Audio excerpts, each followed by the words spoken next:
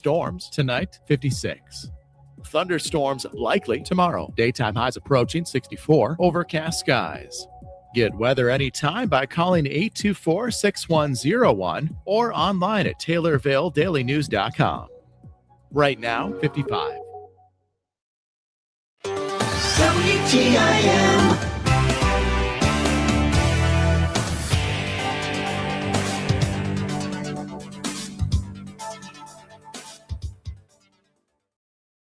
You're listening to WTIM, your information station. Time now for your expanded local news. I'm Reed Kamai.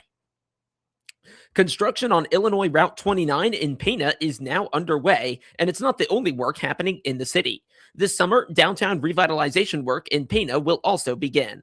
The two projects are expected to be completed around the same time in the summer of 2027. This comes amid other work happening throughout Christian County to attract businesses and employment. The Christian County Economic Development Corporation is involved in these plans, and so too is its executive director, Matt Hart.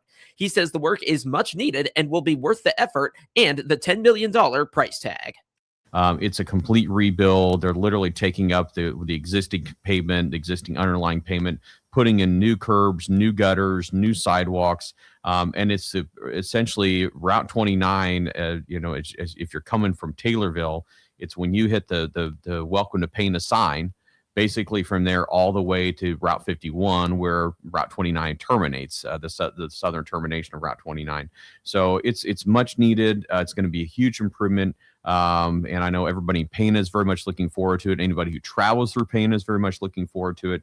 Of course, it does mean you're going to see some orange barrels. You're going to see some lane closures over the next year and a half. But it'll be worth it when we have a brand new rebuilt Route 29 through Pana, Illinois. As for downtown Pana, the upcoming work there features multiple projects worth around $6.5 million. Mayor Pastor, Nathan Pastor, is doing a fantastic job in Pana. Some of the things they've got going on right now is they've got a redevelopment of 101 East 2nd Street. This is a $500,000 project that is going in. They're putting in an old-time candy shop, which improves just the quality of living for, not only businesses in Pana, but the people who call Pana home. Especially the kids. Absolutely. And so, I mean, that's one project. There's another major project, a little over $6 million project going on that includes about 5 different parcels in Pana. It's called the Pana Plaza Project. Jack Matthews Development is doing that. That's going to include mixed-use apartments, commercial storefronts, and a new outdoor venue space for Pana, which, again, that's going to be fantastic. A huge improvement to the downtown area in Pana. $6.25 million. That starts in June of this year. Will run through June of next year. More centrally in Christian County, there has been progress on the industrial park on the north side of Taylorville. The lots for new businesses have been marked off, and some have already been claimed. One of the projects that they approved was for Galaxy Trucking, which is a local business. They got an option now to purchase 4 lots there, and we're still communicating with them and talking with them about that. But that would put one new business in the industrial park. And then the other one is Barker Implement. And Barker Implement, their sales contract was approved as well. That would put in a new implement dealer here in Taylorville. And they're still negotiating with some of the other landowners involved in that. And we're hopefully, here in the next week or so, we'll have that ironed out. But again, that will be, potentially 2 new businesses that we have in that Taylorville Commercial Industrial Park. And that would have 8 lots of those 17 lots sold. And so we still got some room. So if people are interested and want to look out there, all they've got to do is reach out to me. Our number is 217-565-2280. You can go onto our website at christiancountyedc.com and see the industrial park and see some of that. Hart says businesses that develop on any of the lots take advantage of benefits through 3 incentives: the Enterprise Zone, Business Development District, and TIF. Number one, if anything you build in there with the Enterprise Zone, you're not going to pay any sales tax. That's about a 10% savings off the top anytime you want to build something in there. The Business Development District is something that the city of Taylorville has. There's grant opportunities there as well to help you invest. And then the TIF district itself, What I tell people about TIF is that is an economic development tool that generally, in our experience, it saves about a third of the construction costs, whatever you're thinking about doing. And every TIF project is different, and every TIF project has to be approved by the Taylorville City Council. But just in our experience, what we've seen is if you're thinking about building out there, you want to save a third of your building costs, you can do that in a TIF. So a lot of activity going on out there. And again, if anyone wants more information about those lots in the Taylorville Commercial Industrial Park, all they've got to do is reach out to us. More information on the CCEDC is available at christiancountyedc.com. Matt Hart appeared as a guest on the WTIM Morning Show. The Strasburg Alliance Club is preparing to bring the community together through its annual Spring Fest. It's scheduled for the weekend of April 25th and features food, music, and fun activities. This year is the first one with the club in primary charge, taking over for the location which ran it previously. The Alliance Club is also promoting its Youth Community Service initiative run through local Lions Club chapters. The Spring Fest will take place at Valling Vineyards. The Strasburg Alliance Club's Jim Weiss says the winery served as the original event organizers before delegating it to the Alliance Club. This is a new event for us, but it's an old event. Okay. Valling's Winery always had a Spring Fest in late April, and Dennis is sort of backing away from things a little bit.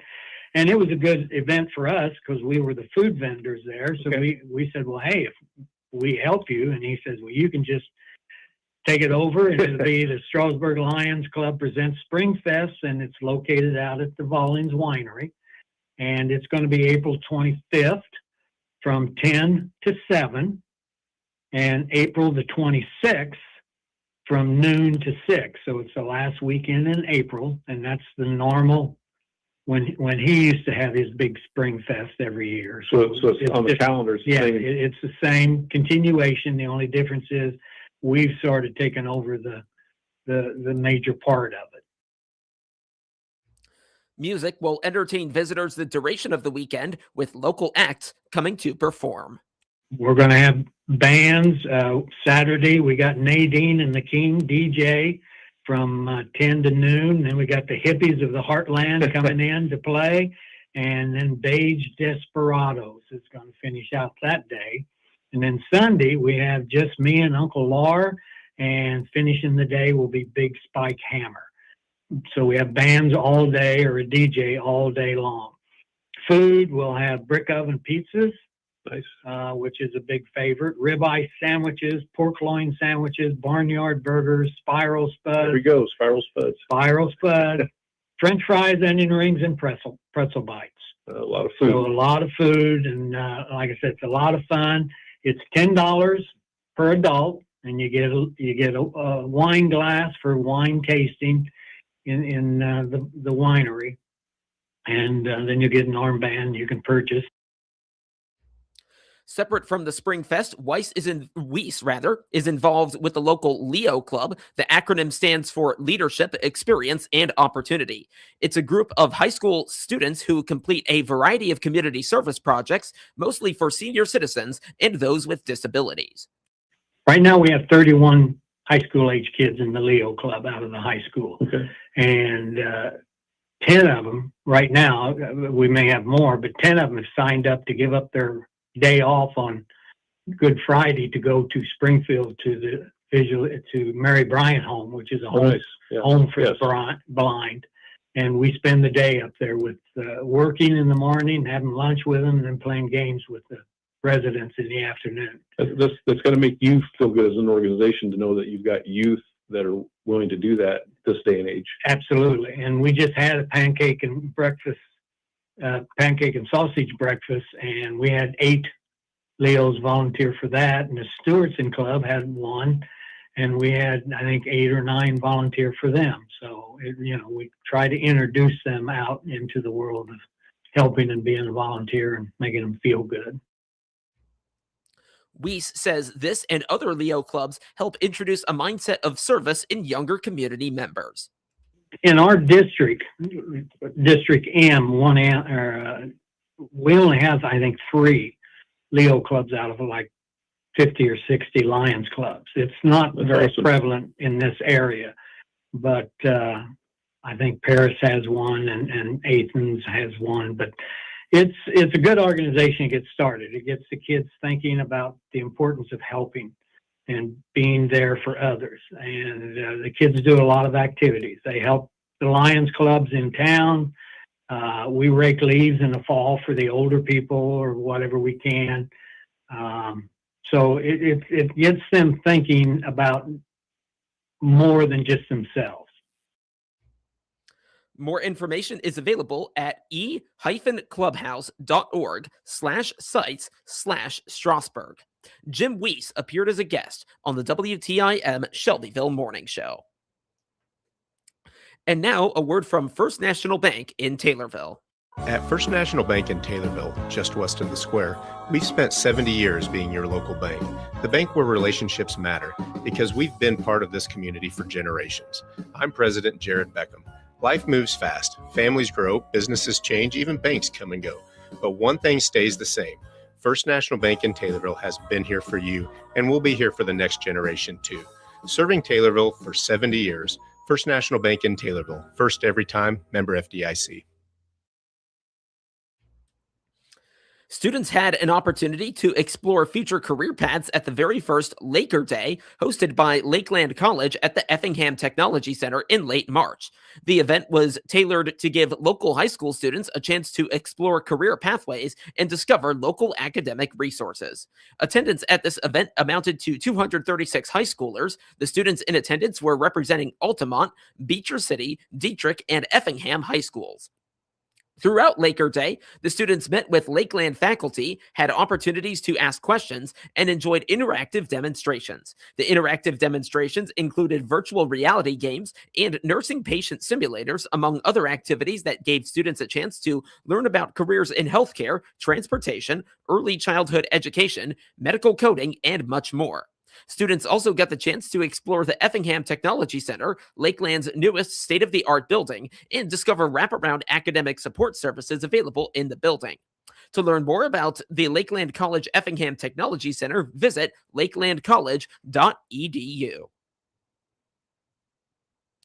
Among its many other objectives, the Christian County Farm Bureau looks to reach younger farmers and facilitate their involvement with the Farm Bureau and agriculture more broadly.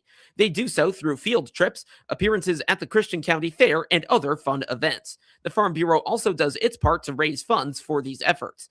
Kent Gerard is a member of the Christian County Farm Bureau's Board of Directors and also serves as chairperson for the Young Ag Leader Group. He plays a major role in these outreach endeavors, of which there are many.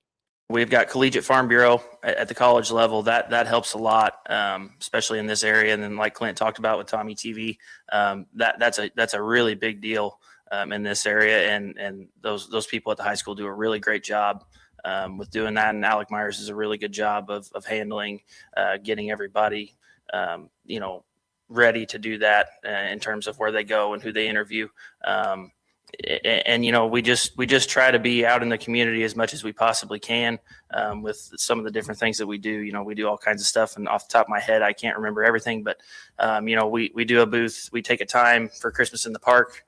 We do the ending there, and then several other things here around. And like I said, off the top of my head, I can't think of them all, but it's a lot. So.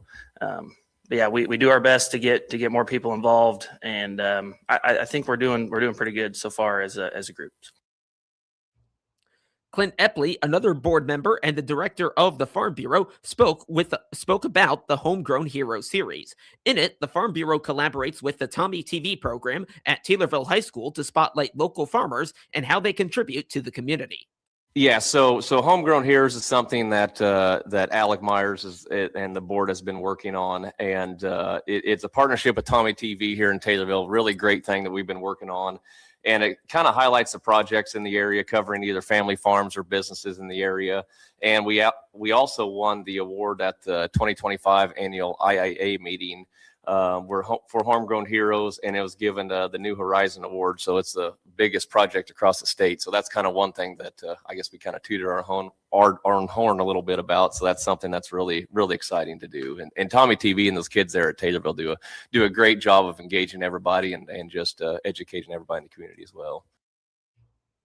The Farm Bureau is holding a golf outing to raise funds for the aforementioned outreach programs along with a scholarship. The golf outing is scheduled for Saturday, August 8th at the Lakeshore Golf Course in Taylorville. So this will be our second year doing the golf outing. Last year we had some pretty good success. This year we're going to try to do a little bit better about reaching out to the businesses in the community to, sponsor and help fundraise a little bit. Basically what we do is it's just like a 4-man scramble golf outing. It's $100 a player, and all the proceeds go back to supporting the foundation scholarship. So that's a big deal for us. And like I said, it's just our second year, so we're hoping to keep growing this thing and keep raising some money to go towards that kind of stuff. So. As expected, the Christian County Farm Bureau will be ever present at the fair this summer. They will be involved with the Ag Appreciation Luncheon as well as a booth at the fairgrounds. Yeah, Reed. So we've got the Christian County Fair, a great event here in Christian County. It's going to be coming up in the July. Not only will the Farm Bureau have a booth there, but we plan on having a ag group for the Ag Appreciation Luncheon. So we're going to have a luncheon for all the ag people there on Ag Day, and then plan to be back at the fair for Community Day, giving out apple cider slushies. So if anybody wants to stop by the booth and get a free apple cider slushie, they can do so. Those are always good when it's a really hot day out in July. So. Yes, yeah, I think that will be a big draw. So you've got all of that. Anything else you were going to say? No, just the like I said, the Christian County Fair. A lot of us will be around there most of that week there, and especially Alec Myers there, probably around the livestock area. And it's just a great event and great for the community and in this county to have such a beautiful fair we have there. More information on the Christian County Farm Bureau is available at christiancfb.org. Clint Epley and Kent Gerard appeared as guests on the WTIM Morning Show as part of our special live broadcast from the Christian County Farm Bureau for National Ag Day. Taylorville Memorial Hospital has designated its March Colleague of the Month, occupational therapist Sharmila Gopalakrishnan. As a member of the rehabilitation therapy team, Gopalakrishnan received recognition for her dedication, clinical creativity, and commitment to patients and colleagues. She has come in on days off and stayed after hours on multiple occasions to ensure quality of care. Her nominator stated they've noticed that Gopalakrishnan never hesitates to do what is right for her patients, even if it means adjusting her schedule, taking on extra responsibilities or tasks, and advocating for the needs of vulnerable populations. Gopalakrishnan has been working for Memorial Health since 2017. Her award of Colleague of the Month will celebrate her abilities to exemplify excellence in her role and to embody Memorial Health's mission, vision, and values. For more information on Memorial Health, go to memorial.health. Now to obituaries, which can be found at TaylorvilleDailyNews.com. 84-year-old Robert Smith of Taylorville died March 31st. Visitation is today from 2 till 4 at Sutton Memorial Home in Taylorville. A celebration of life will immediately follow at Evangelical Free Church in Taylorville. Interment will be at a later date. Cremation rights have been accorded. Arrangements are being handled by Sutton Memorial Home in Taylorville. 80-year-old Carol A. Lahr of Taylorville died on Sunday. A memorial visitation will take place tomorrow from 10 till noon at McClure Funeral Home in Taylorville. A private graveside service will take place at Oak Hill Cemetery. Arrangements are being handled by McClure Funeral Home and Cremation Services in Taylorville. 71-year-old Debbie L.H. Resvick of Taylorville died on Saturday. A memorial service will take place this Saturday at 10 at McClure Funeral Home in Taylorville. Burial will be at Oak Hill Cemetery. Arrangements are being handled by McClure Funeral Home and Cremation Services in Taylorville. And 94-year-old Doris Long of Greenville, formerly of Sorrento, died February 18th. Visitation is April 18 from 11 till noon at Donald Wygand Funeral Home in Greenville. A celebration of life will immediately follow. Interment will be at Brown Cemetery. Arrangements are being handled by Donald Wygand Funeral Home in Greenville. Let's take a look at the weather. It is fair and 55 degrees right now. We're expecting mostly sunny skies today with a high near 78. A chance of thunderstorms tonight going into tomorrow. Get local news anytime at TaylorvilleDailyNews.com.